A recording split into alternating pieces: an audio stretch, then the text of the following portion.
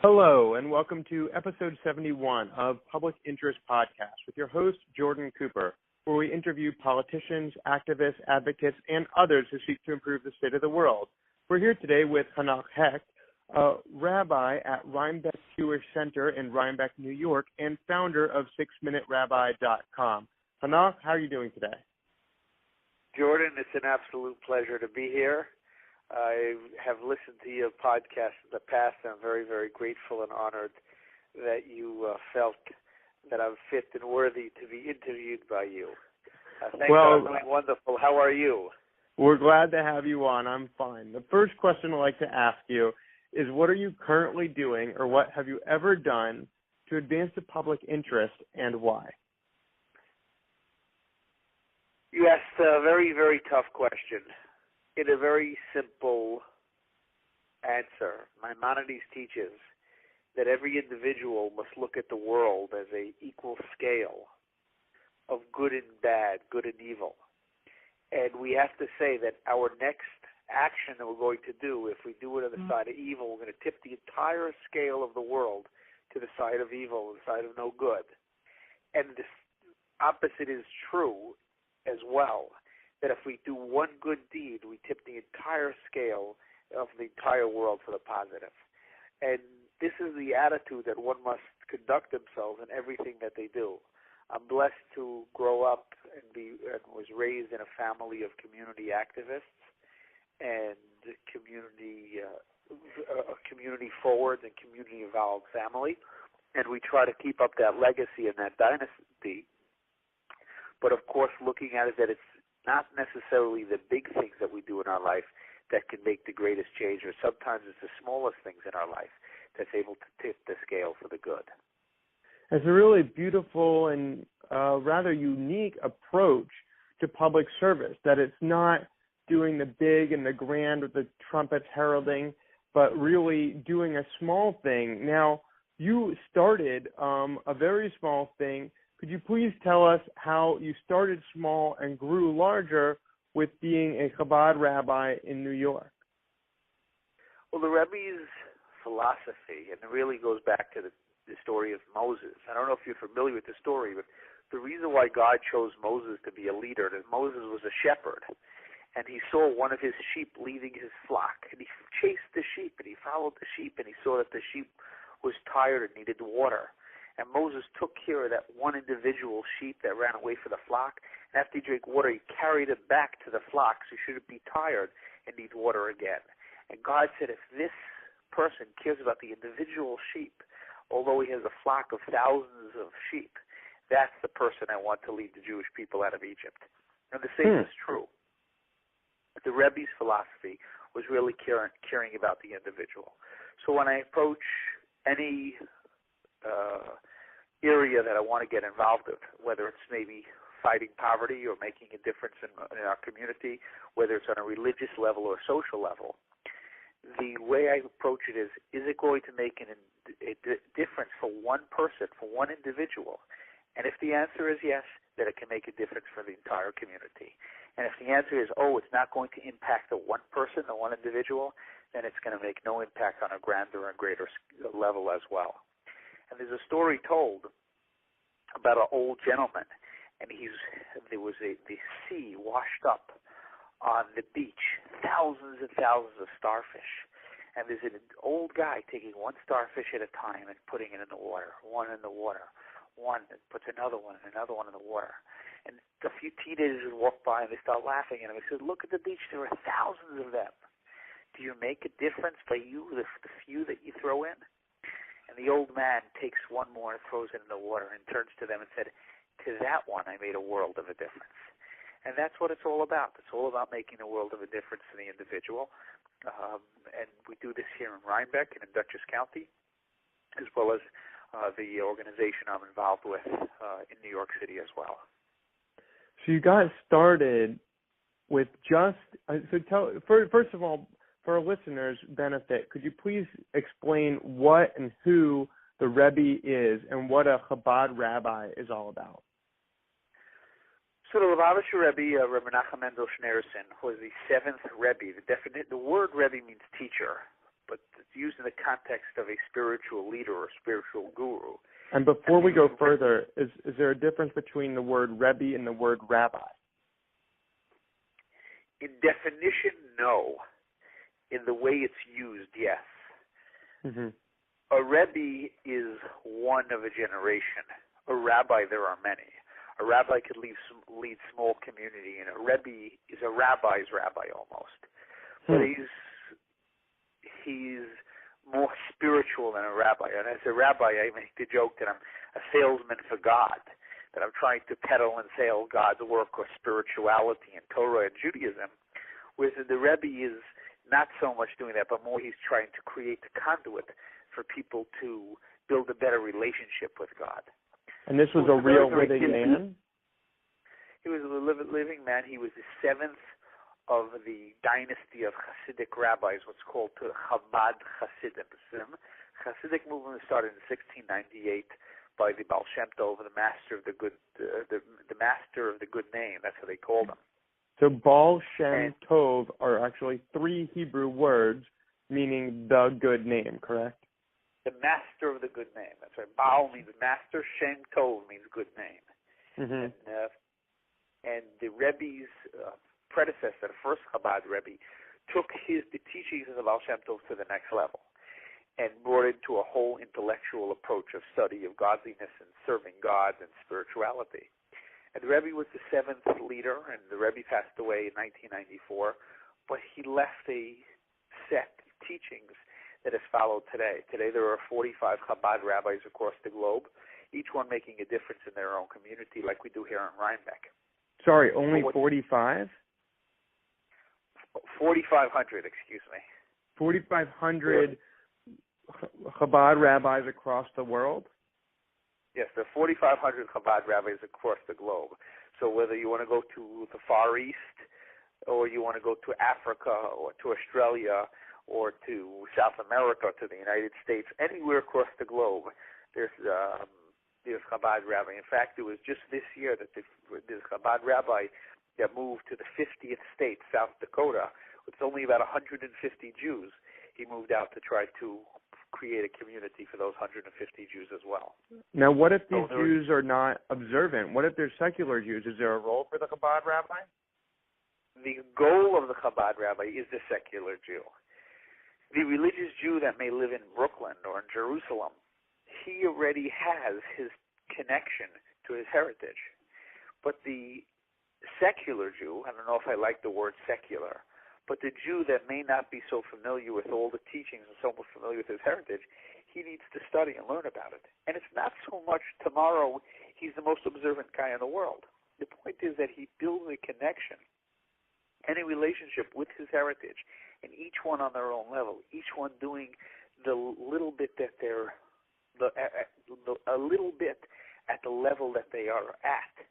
So one person may be at the concept of giving charity. Another one person may be at the concept of studying Torah. Another person may be at the different mitzvahs of visiting the sick. One may be at the mitzvah of prayer. So it really depends on where a person is holding, is where they should begin. And the main thing is, as we know is from investments, as long as our investments are growing, we're headed in the right direction. And that spirituality is true as well. But why does it matter to you that someone else you've never met becomes closer to their own cultural and religious identity? Well, we live in a world today that we know that my actions affect the other person's actions. Let's talk about global warming. The whole concept of global warming is if one person behaves improperly, it affects the entire world. So that's true in spirituality as well.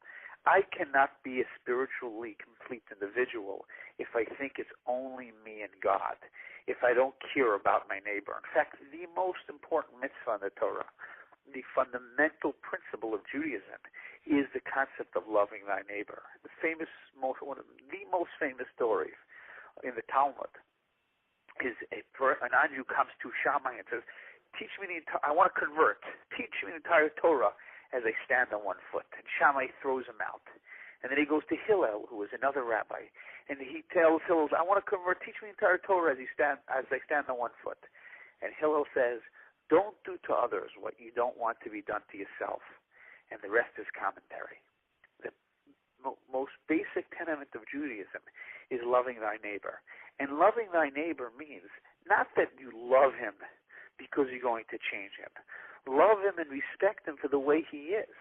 And therefore, we are all Kol Yisrael Arevim Zelazeh. We are all responsible one for another. And that's true on the physical, and it's even more true on the spiritual as well.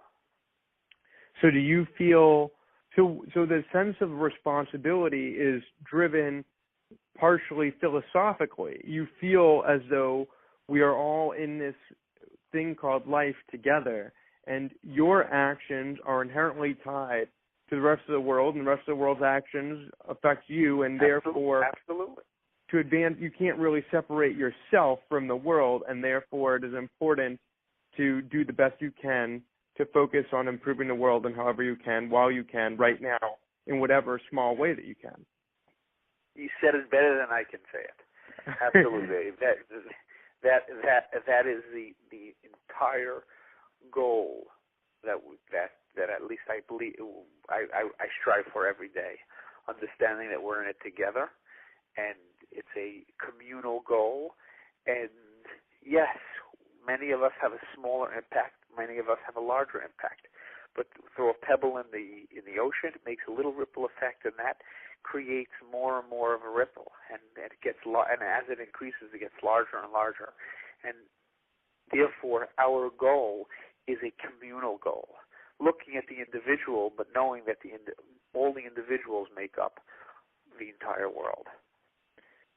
So you have expanded your world. So talk to me first about where you come from. You come from, you're the son of a rabbi in a family of many siblings. How is it that you became a rabbi? Did every one of your siblings become a rabbi? Why is it that you came, and what was the expectation from your father and in your family of you? You ask a few questions all in one packed punch. So I am blessed to come from a large family. I am blessed with 9 siblings. Of course, I come from an accountant, cousins, and uncles and aunts. We have a couple hundred of us, and most of us are in the rabbinate. My grandfather of blessed memory, Rabbi Jacob J. Hecht, although did not come from a rabbinate home, him and his 5 brothers, or 6 brothers, all decided to go into the rabbinate. And many of the children and grandchildren followed this legacy. And today we are one of the largest rabbinical families in the United States, if not in the entire world. And growing up, we were told, the choice is yours. If you want to go into the rabbinate, that's a wonderful, wonderful thing. If you choose to go into business, as some of my siblings did, that is wonderful as well. But we must understand, if you become a rabbi, you take on a certain responsibility, a certain duty you have on how you behave and how you should conduct yourself.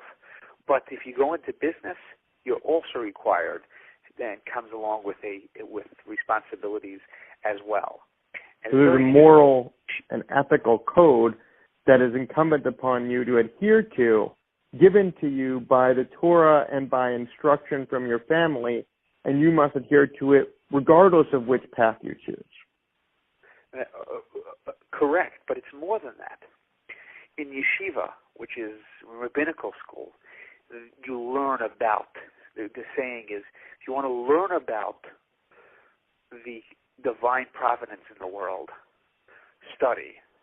If you want to see the divine providence in the world, well, you got to get up from yeshiva, you got to get up from the study hall, get up from a rabbinical school, and go out into the real world. So sometimes a businessman, sometimes a lawyer or a doctor or someone who goes into real estate, or whatever industry they may pick, sometimes has a greater connection to God, has a greater level of influence to bring light into the world. Ultimately, ultimately each and every person in this world is put in this world for a job because they are lamplighters. You have to kindle the light and the flame of every person you come in contact with. And sometimes as a businessman, that responsibility and that ability is even greater than someone in the clergy. And we see it today, that there are many, many businessmen. Let's use the example of Bill Gates, who ran one of the most successful companies ever in history and gave that up to go into philanthropy, gave that up to make a difference in the world. And you see that on a certain level, he carries more influence than any other person that spent their life in spirituality, spent their life dealing with godliness, whether Judaism or any other religion. Because going into business sometimes gives you a platform that you would not have if you only spent your life in clergy. And therefore, when members of my family choose to go into business or into the rabbinate, they have to understand that sometimes going into business you have a greater responsibility than if you would go into the rabbinate. Then why did you choose to go into the rabbinate? That's a very good question. I'm still young, so maybe I may make a career change. On a serious note, at a young age, I developed a love for it. I developed a love for community engagement, community outreach, and community activist, and to be a community activist. And that's why I look at myself more than just a rabbi, as a spiritual leader, but I look at myself as a community activist. And you fight for causes and fight for the underdog. And I felt that this was my calling. And sometimes it's very, very easy for me when I wake up in the morning. I see it and I feel it. And sometimes it's more difficult. Sometimes it's more of a challenge. But again, you have to fight through the day. But ultimately, by the end of the day, on the days that are difficult, and the end of the day, I know more so than when days are easy that I made the right decision. And it's not that I believe the decision is made once. The decision is remade every single day. God recreates the world anew every single day, so too are the decisions we make in life are decisions that are reactive. When it comes into relationships, when it comes into if one is married and they have a spouse, they have to remake their commitment of the love to their spouse and respect to their spouse that they have to have, how they should treat them, how they should behave. If one has children, that's true as well. We have to make a reaffirmation, a recommitment every single day. And if not every single moment. And so too when it comes to spirituality and godliness and the path that we choose in life.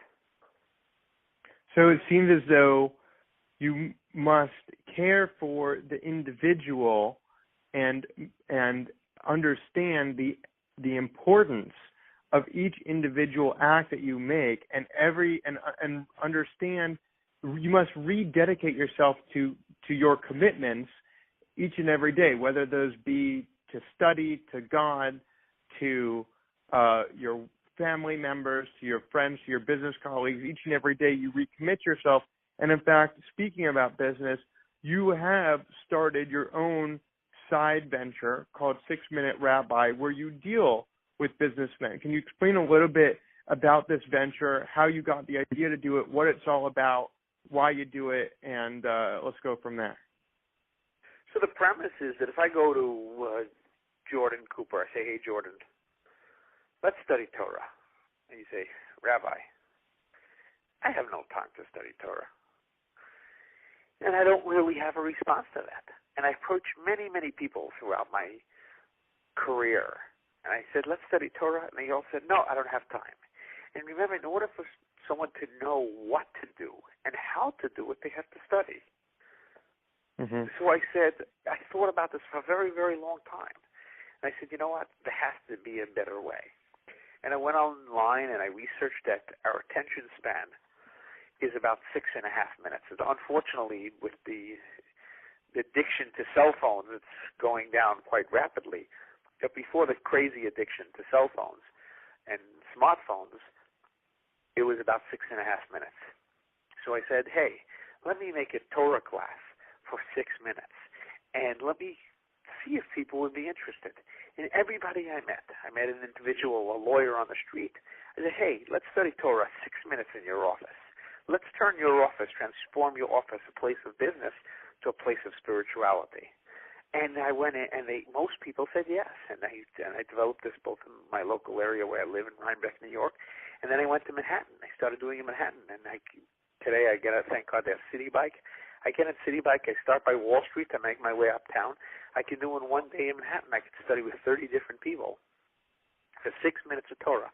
We talk a little bit about spirituality, practical implication, how that should, because the word Torah actually comes from the meaning of instruction. So if you're studying, you have to know how to put that into practical application. How is this going to affect my relationship with my neighbor? How is this going to affect my relationship with my spouse or my children or my relationship with God? And then I try to leave them with a nice little story. And I wrapped it. So let's do a little Torah, 6-minute Torah study right now. Not necessarily 6 minutes, but if we were to do one today or one that you did recently when you were in Manhattan, because you're traveling an hour and a half down to the city, hour and a half back up, or you're doing all this and you're literally going into someone's office, coming out for 6 minutes, you're expending a lot of effort to try to teach these lessons to individuals who you may not even know so well, just a guy you meet on the street. So this must be pretty important. So take us through the highlights of a 6-minute Torah study session. So you're putting me on the cuff over here, but being a good rabbi, I guess I always have to have one up my sleeve. And I'll just give a little short thought from the Torah portion this week, as well as a little story. Mm-hmm. The Torah thought is, the Torah portion opens up, Elah told us Yitzchak. These are the children of Yitzchak. And then it says, Avram holy this Yitzchak, that Abraham gave birth to Yitzchak. And all the commentators ask, why a double terminology? Hey, this is his father, and this is his son. Why do you have to say it twice?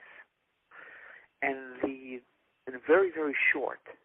And the lesson is that many times when we have physical genes that we get from our parents, but sometimes we also get spiritual genes as well.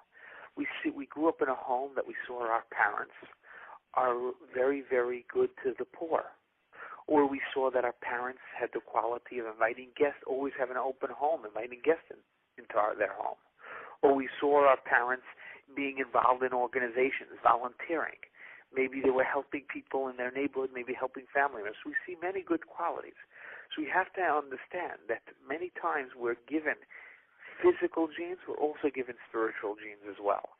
And one should tap into those spiritual genes in order to utilize and make the world a better place. And the most important thing that Abraham taught and started with was outreach and showing love to his neighbors. The story is told of Rabbi Levi Yitzchak Chabad. Rabbi Levi Yitzchak Chabad was known as the defender of the Jewish people, because he's known that every time he saw a scenario, he saw the positive in this scenario.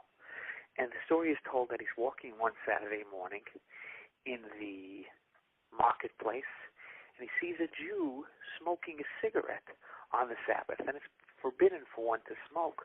That someone that is observant, it's forbidden him to smoke on the Sabbath. So he says, Mr. Sir, I'm sure you don't know today's the Sabbath. He says, no, I know it's the Sabbath. And he says, well, maybe you forgot that it's prohibited to smoke. He says, no, I know you're not allowed to smoke.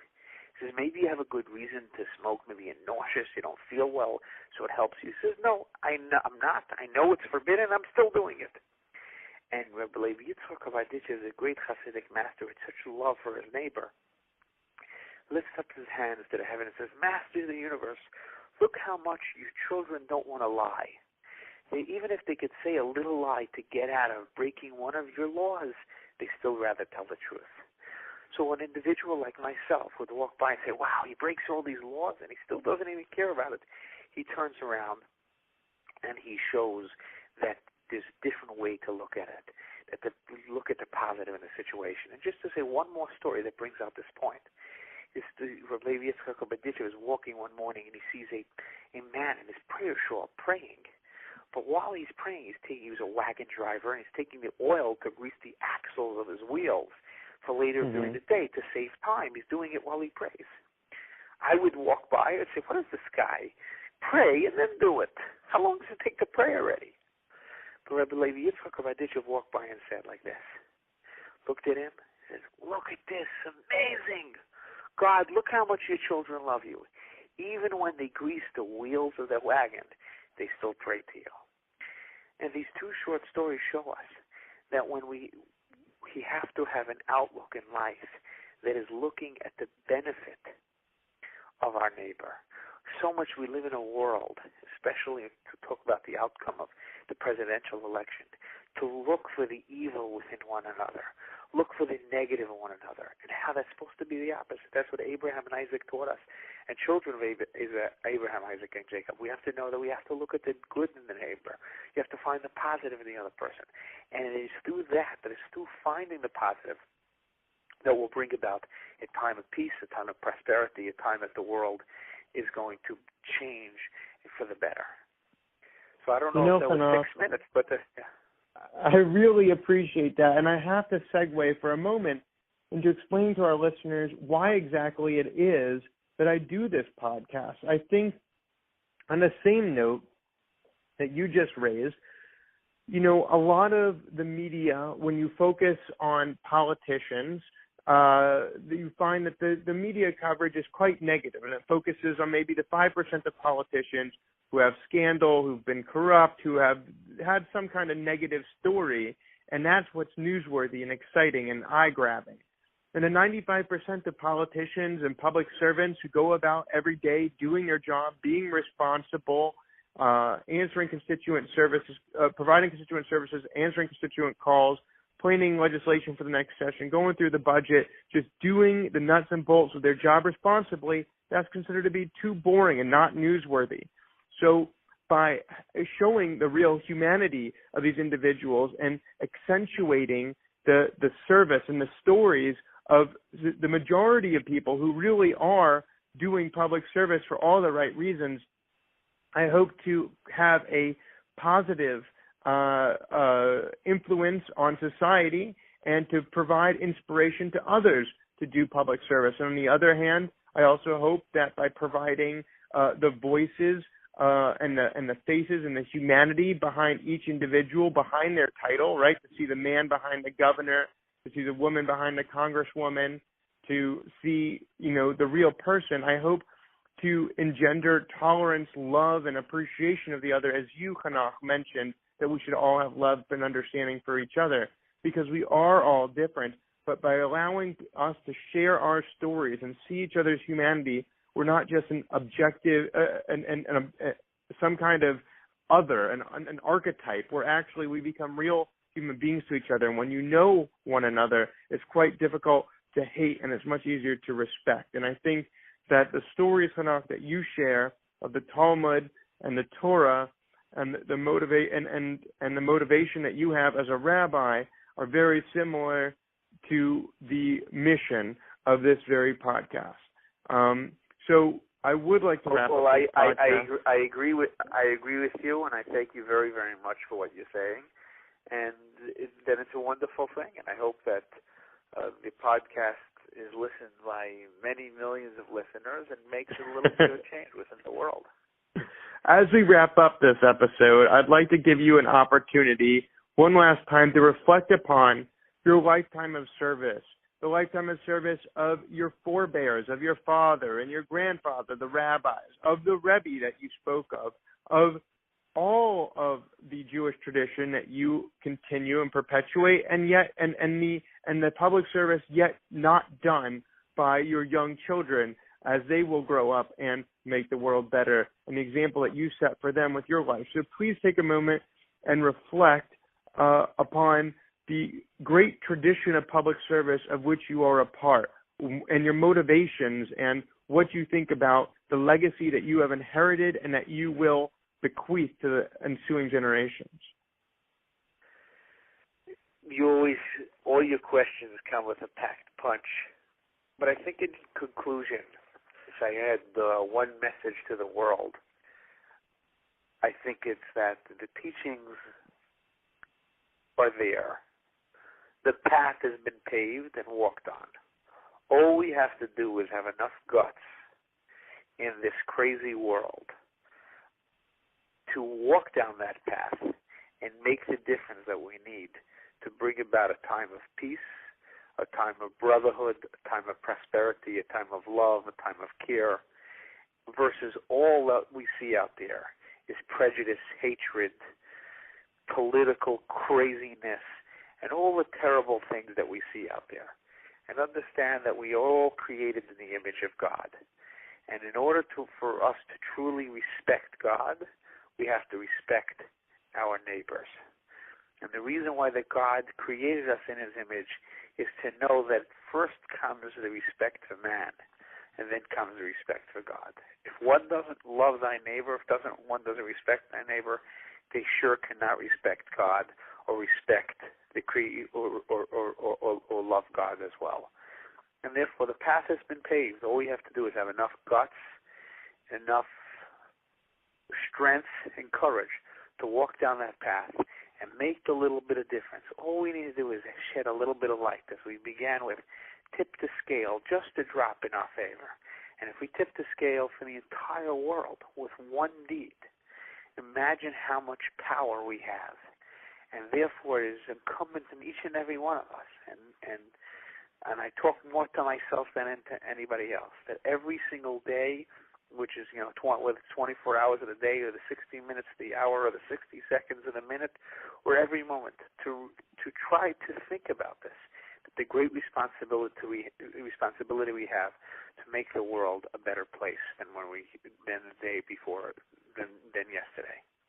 So that is Hanoch Hecht, who speaks about the godliness that he sees in each and every one of us, and that to respect God and to be pious begins with respecting yourself and those around you, and to see yourself as part of a greater whole, a global human community where one affects the other and the whole affects the individual, and to make a point in improving the world wherever you can, however you can, with whomever you can, and treating everyone with a sort of deep and empathetic love, giving everyone the benefit of the doubt, and simply trying to do the best you can with what you have.